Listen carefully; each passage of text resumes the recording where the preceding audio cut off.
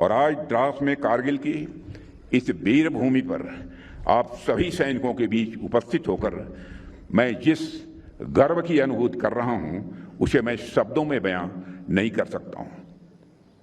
साथियों, जो तिरंगा आज इस मेमोरियल पर इतनी शान के साथ लहरा रहा है, इसकी आन बान और शान की एक बहुत बड़ी कीमत है। आज से ठीक 27 वर्ष पहले 1999 की जुलाई में हमारी मातृभूमि पर कायरतापूर्ण और कुटिल हमला हुआ था।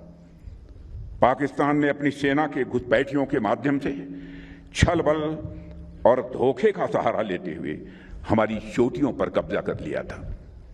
ये वो चोटियां थीं जो सर्दियों में खाली रहती थी और दुश्मन ने उसी संधिकाल का फायदा उठाया। लेकिन दुश्मन हमारी सेना के शौर्य और संकल्प की ऊंचाई को भांपने में चूक गया। हमारे जवानों ने सिर्फ पहाड़ की ऊंचाइयों को ही नहीं बल्कि मानवीय सीमाओं की हर परिभाषा को भी पार करके दिखाया सारी दुनिया को। कारगिल युद्ध केवल भारत की सैन्य और कूटनीतिक विजय नहीं थी मित्रों, वह एक ऐसा क्षण था जब पूरी दुनिया ने भारतीय सैनिकों का अदम्य साहस देखा, उनका शौर्य देखा। कारगिल युद्ध के समय भारतीय जवानों की वीरता का ऐसा इतिहास रचा था जो हर भारतवासी के लिए गर्व का विषय है।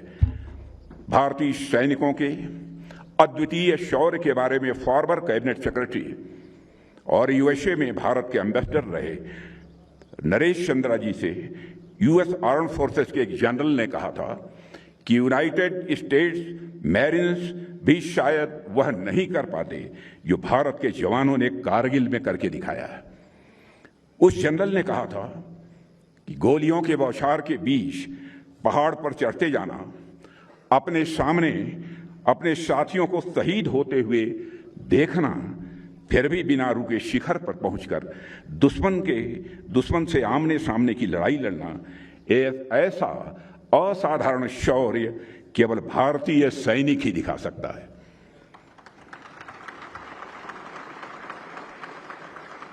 उस अमेरिकी जनरल ने आगे कहा था कि कोई आम आदमी समझ भी नहीं सकता है कि कारगिल में भारतीय जवानों ने क्या कर दिखाया था। साथियों, आप जानते हैं 18,000 से 20,000 फीट की ऊंचाई है, जहां तापमान रात को -40 डिग्री सेल्सियस तक गिर जाता है, जहां ऑक्सीजन की भारी कमी हो, जहां साधारण इंसान का जीवित रहना ही अपने आप में एक चुनौती है।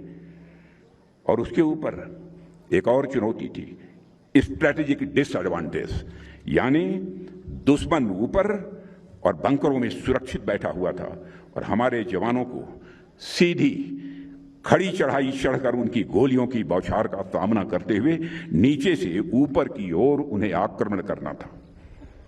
मिलिट्री साइंस की हर किताब में यह एक असंभव सा ऑपरेशन था, लेकिन हमारे जवानों के शौर्य के सामने हर किताबी ज्ञान छोटा पड़ गया। साथियों, और हमारी इस विजय का मूल्य हमारे 500 से अधिक वीर सपूत ने अपना अनमोल जीवन देकर चुकाया है। मुझे उनकी संख्या उस समय 546 है। मुझे अच्छे से याद है कि उस दौर में जब हमारे बलिदानियों के पार्थिव शरीर तिरंगे में लिपटे हुए उनके गांव और शहरों में पहुंच रहे थे, तो उस समय जो करुणा और गौरव का मिला जुला भाव भरा था, वो कभी भुलाए नहीं भूला जा सकता है।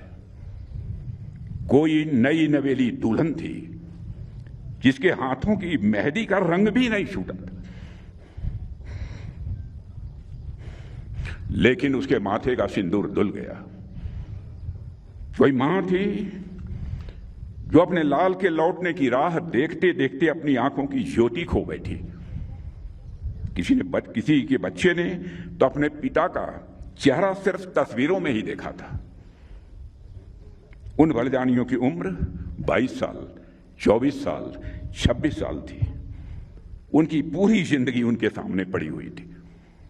हजारों सपने आंखों में थे, लेकिन जब राष्ट्र ने पुकारा, उन्होंने बिना किसी हिचक के अपने सारे सपने, अपना पूरा भविष्य इस देश के हवाले कर दिया।